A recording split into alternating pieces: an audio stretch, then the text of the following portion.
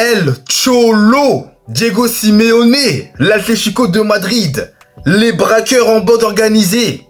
El Cholo, Diego Simeone, je le redis, je le répète, le braqueur de cette fin d'année 2024. Là, les supporters barcelonais, ils vont faire des cauchemars. Le Barça va faire des cauchemars. Mais c'est une grosse dinguerie. C'est pas vrai. Ils nous ont fait un remake contre le PSG en Ligue des Champions. C'est la même chose. Non. Mais avant de commencer le débrief, j'étais obligé de commencer comme ça. Bonjour à tous et à toutes. J'espère que vous allez très bien. Écoutez, moi ça va très bien. J'ai assisté à une dinguerie, donc ça va très bien. Donc avant de poursuivre ce débrief, Barça Atlético, score final 2-1 en faveur de l'Atlético, incroyable. Je vous invite à vous abonner, à liker, à partager et à commenter cette vidéo. Merci à vous de votre soutien, ça fait hyper plaisir. Et maintenant, on y va. Première chose à dire, le Cholismo n'est pas mort. El Cholo n'est pas mort. Non mais c'est pas possible. Là, sur ce match-là, il va faire très mal au Barça. Cette défaite-là, elle va faire très mal. Parce que honnêtement, qu'est-ce que tu peux reprocher au Barça? Ils ont été excellents. Ils ont été parfaits du début jusqu'à la fin. Ils ont tous été appliqués. Ils ont mangé l'Atlético que je n'ai pas reconnu. L'Atlético était vraiment noyé. Mais ils étaient inexistants. Ils n'arrivaient même pas à ressortir les ballons. Tout le monde était nul.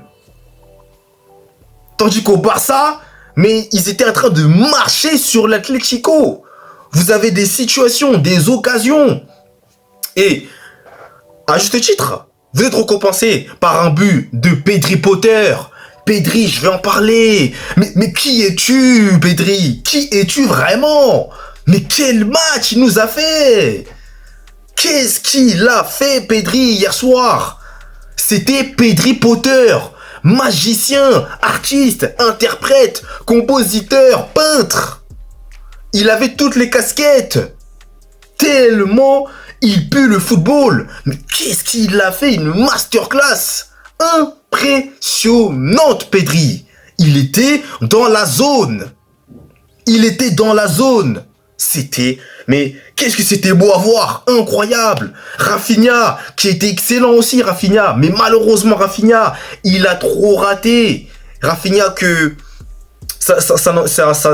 même s'il a raté, il reste toujours l'un des meilleurs joueurs pour moi actuels au monde. Mais sur ce match, il a beaucoup trop raté. Lewandowski qui est aussi trop raté. Fermin Lopez, il a aussi raté des occasions.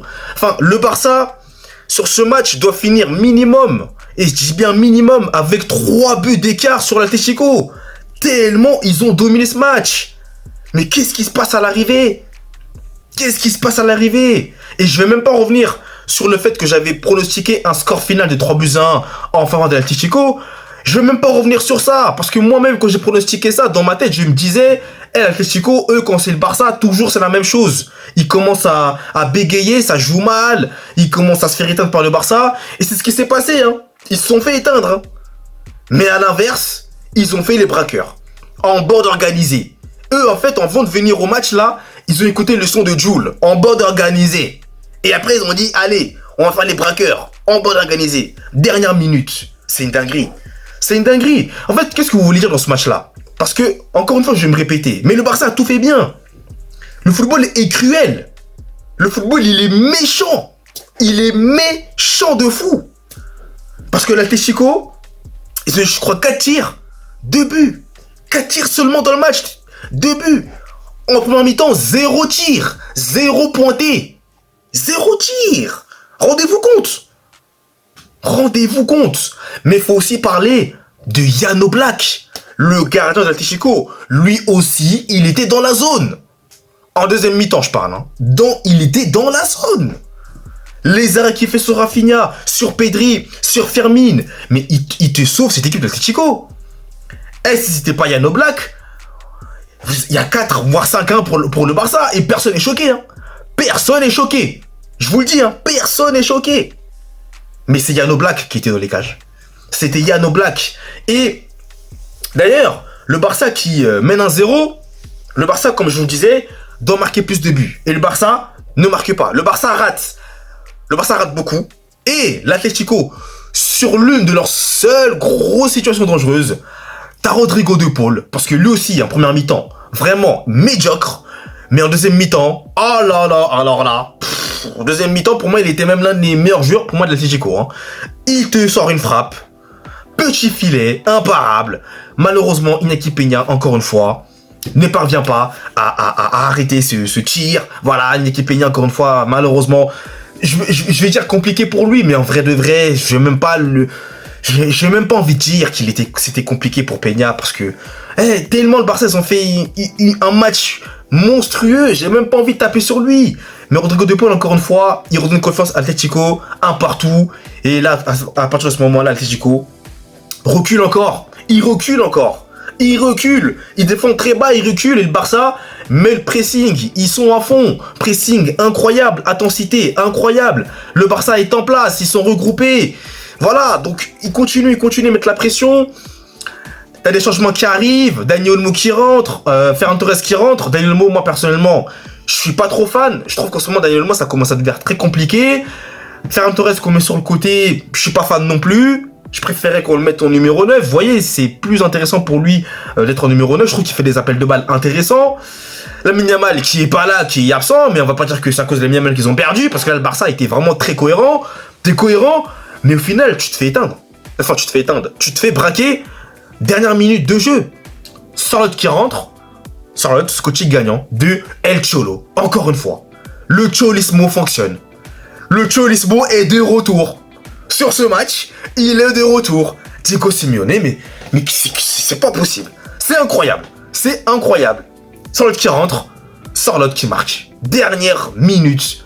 Et malheureusement, Rafinha qui a fait un bon match. Rafinha qui est fautif sur ce but-là, puisqu'il fait une passe qui est interceptée. Et derrière, l'Atlético qui se projette. Et voilà, Sorloth qui marque ce but.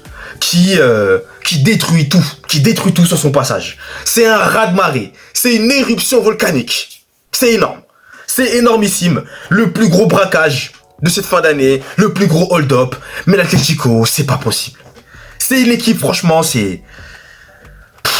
Oh ouais, je suis choqué. Moi, je suis choqué, hein. Parce que le Barça méritait tellement de gagner. Le Barça méritait de gagner. Il méritait pas de perdre. Le Barça, ce match-là, il le gagne. Tous les jours de l'année, il le gagne, ce match. Et au final, tu le perds. Dernière minute. Rendez-vous compte, le pire. Dernière des dernières. Il restait 1 minute, quelques secondes. En tout cas, bravo à l'Atlético, hein, parce qu'ils sont allés chercher cette victoire, faut le dire. Ils sont allés la chercher. Ils ont été immondes, je suis désolé. Ils ont joué bas, mais braquage. Le Cholismo n'est pas fini. Non. Franchement, c'est fou, parce que là, je vais conclure là-dessus. Au final, l'Atlético est leader maintenant, avec 3 points, si je me trompe pas, mais 3 points d'avance sur le Barça. Le Real est juste derrière le Barça avec 1 point de retard sur le Barça. Le Real joue tout à l'heure.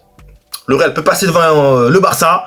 L'Atlético, s'ils gagnent leur match, ils peuvent prendre potentiellement 6 points d'avance. Le Real, s'ils gagnent aussi leur match en retard, là, ils peuvent prendre aussi 5 points d'avance sur le Barça.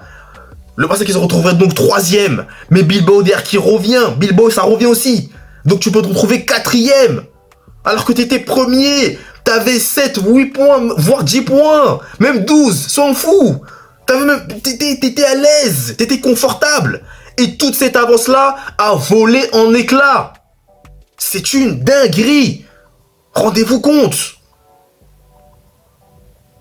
Je crois que je vais terminer là-dessus parce que c'est fou. C'est fou. En tout cas, dites-moi vous dans les commentaires ce que vous avez pensé de ce match. Et encore une fois, l'Atlético. Oh, les braqueurs en bande organisée. C'est des bandits, c'est des gangsters. El Cholo. Non, c'est fou. Je vous laisse. Merci à vous d'avoir suivi ce débrief. Et nous, on se retrouve très très vite. C'est une dinguerie, une masterclass. Incroyable. Allez, peace.